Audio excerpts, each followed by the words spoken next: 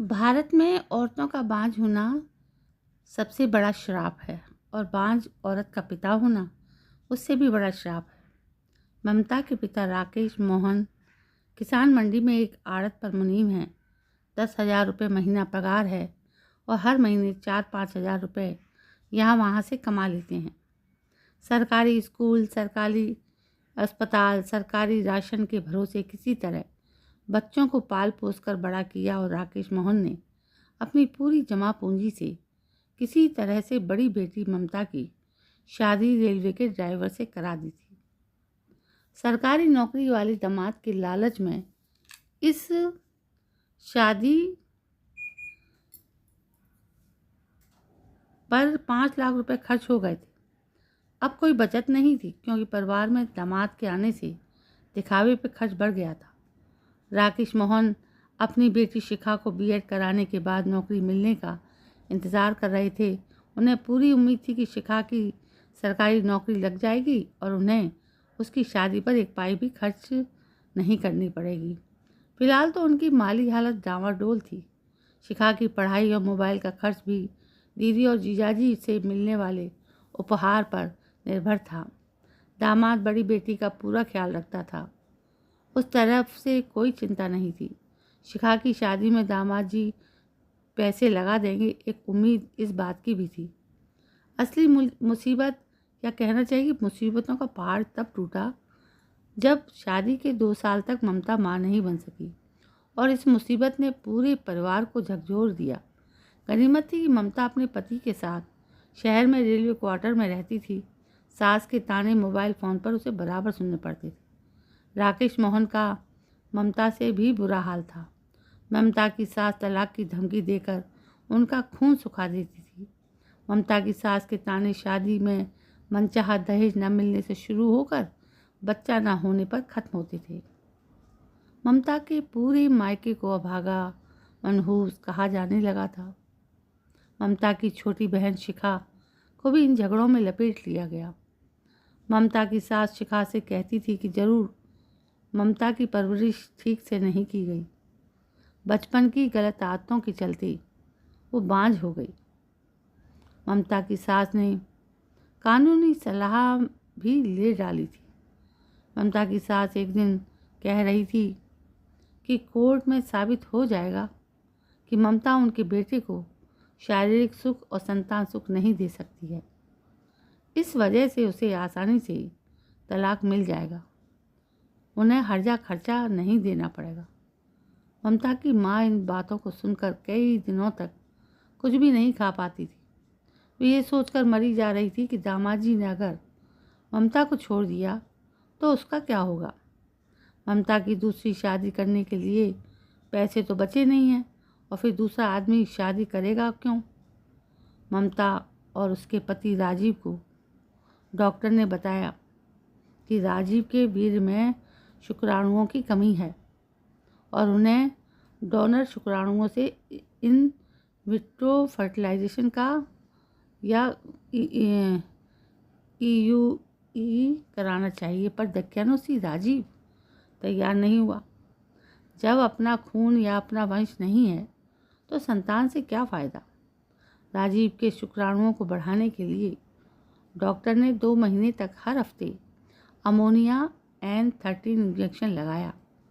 उसके बाद डॉक्टर ने उसे वीटा कवर और विटामिन डी की गोलियां खाने को दी और परहेज में एंटीऑक्सीडेंट फूड लेने के लिए कहा।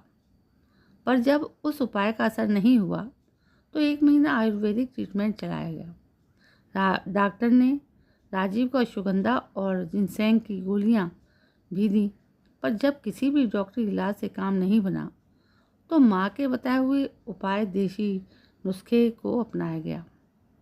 ममता ने मुलेठी, देवदारू और सिरस के बीज को बराबर मात्रा में लेकर काली गाय के दूध के साथ पीस लिया और इस मिश्रण का 5 दिन तक सेवन किया और 5 दिनों के बाद पति के साथ मिलन किया।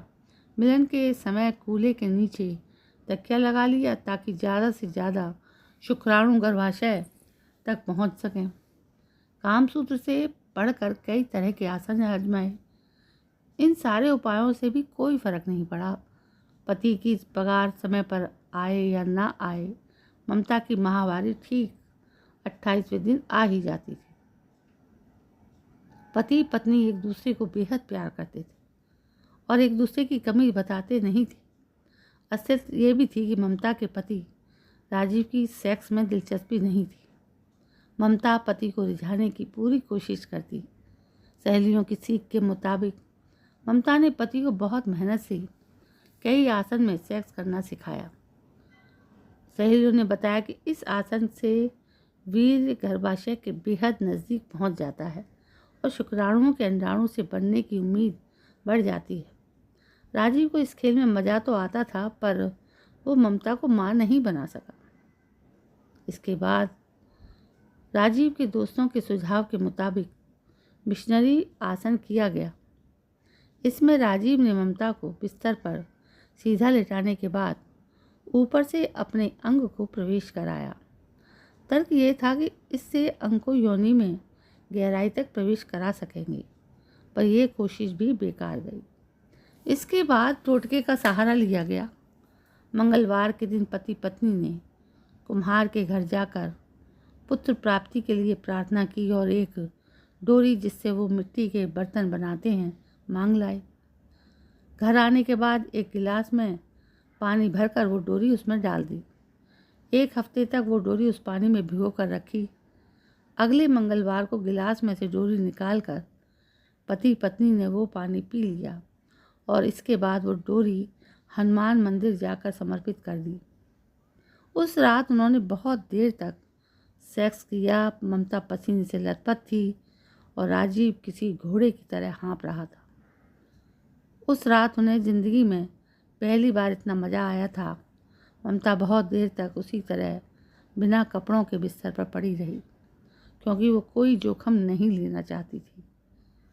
शुक्राणुओं और अंडाणुओं को मिलने में कोई परेशानी ना हो, इस बात का पूरा ख्याल रखा गया। 28वें दिन जब ममता को पीरियड नहीं आया तो राजीव दौड़कर प्रेगनेंसी किट ले आया, पर यह कोशिश भी नाकाम रही। 29वें दिन खाना बनाते समय ममता को पीरियड हो गया। उसे पैड लगाने का भी समय नहीं मिला और सूती साड़ी पर निशान आ गया। राजीव की बहन ने एक टोटके को आजमाया। अपने बच्चे का पहला टूटा हुआ दूध का दांत एक काले कपड़े में बांधकर काले धागे की मदद से भाभी की कमर पर बांध दिया जब तक वे पेट से ना हो जाएं। इस धागे को किसी भी कीमत पर ना उतारने की कठोर हिदायत दी गई। दूध के दांत को कमर पर बांधे हुए भी 3 महीने का समय हो चुका था। सेक्स के लिए चूहा आसन से हाथी आसन तक सैकड़ों आसनों को आजमाया जा चुका था और अभी भी ममता की कोख सूनी थी। राजीव भी अब ममता को ही बच्चा न होने के लिए कसूरवार मानने लगा था। ससुराल पक्ष की मौसी, नानी, बुआ, ताई सभी ममता को ताने देने लगे। ममता के पास खुदकुशी करने के अलावा कोई रास्ता नहीं बचा था। मरने की सोचना आसान है, पर मरना आसान नहीं। कहते हैं कि मुसीबतें इंसान को बहुत ही शातिर और धोखेबाज बना देती है। ममता का देवर मैथिली 2 साल इलाहाबाद में कोचिंग के बाद राजीव और ममता के साथ रहने आया था। शहर में उसके सरकारी नौकरियों के एग्ज़ाम थे।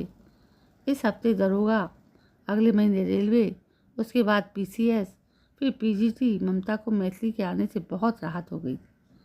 राजीव और उसकी माँ को अब ममता पर चिल्लाने का मौका नहीं मिलता था। देवर और भाभी की खूब बनती थी। ऐसा लगता था जैसे दोनों जन्म जन्मांतर के दोस्त थे। मैथिली के हर काम का समय तय था। 4 बजे जागना, योगासन, कसरत, बादाम का दूध, 4 किलोमीटर की दौड़, फिर दोपहर में घंटों तक सोना और रात 12 बजे तक पढ़ाई। भाभी असिस्टेंट की तरह खड़ी रहती और देवर की हर फरमाइश को मुंह से निकलने से पहले पूरा कर देती। भैया के घर आने के बाद उनकी मोटरसाइकिल से दोनों खरीदारी के बहाने निकल जाते थे। ममता को शादी के 2 साल बाद पता चला कि वो किस गली में रहती है, किस मोहल्ले में रह रही थी। शहर में कौन कौन सी घूमने की जगह थी, शहर में आइसक्रीम की दुकान कहाँ से हैं और शहर में कितने पार्क हैं। प्रेम को पनपने के लिए इतनी जगह बहुत है। दोपहर को मैथिली के उठने का समय हो गया था। ममता उसके लिए चाय बना लाई, लेकिन उठाया नहीं, बल्कि उसके हाथ पैरों को सहलाने लगी, उसके बालों में उंगलियां फिराने लगी। मैथिली ने एक झटके में ममता को खींचकर सीने से सटा लिया और फिर वे एक दूसरे में खो गए। अगले दिन भाभी और देवर नज़र नहीं मिला पा रहे थे, पर उनके बर्ताव से साफ समझ में आ रहा था कि दोनों बहुत खुश थे।